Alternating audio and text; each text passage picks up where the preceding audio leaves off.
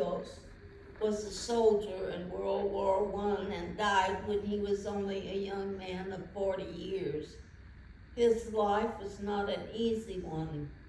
After the war, he became a baker and had to begin to make a living for his young wife and daughter.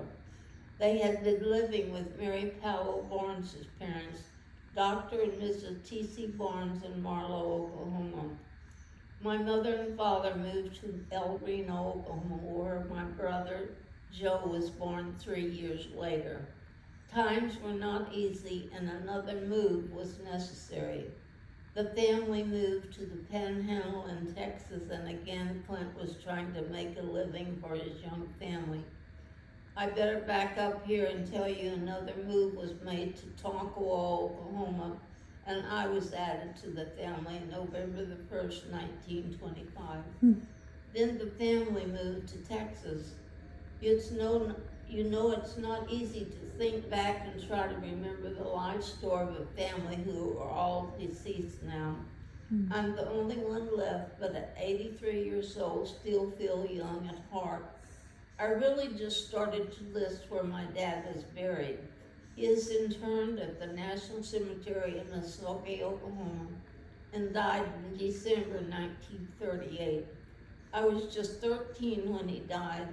He was in the Veterans Hospital in Muskogee, where he was recuperating from a hernia operation.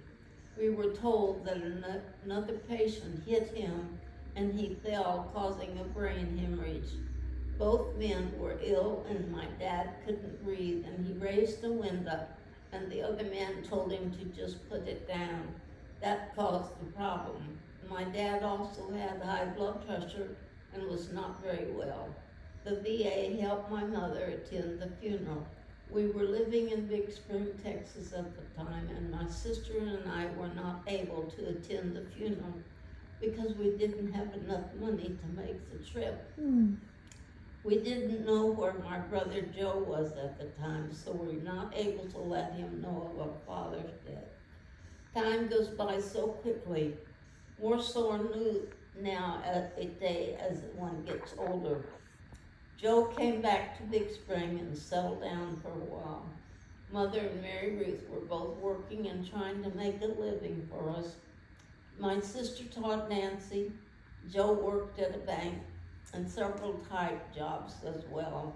Mother worked at a bakery and then a ready-to-wear shop called Margot's. When I was 15, I got a job at a 5 and 10 cent store on Saturdays. I think I made $5 a day and was at the perfume counter. That was the busiest. We all pitched in to help with living expenses.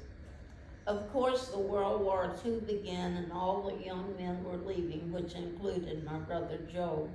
Before he left, he put together a sandwich business to sell to the troop trains coming through Big Spring.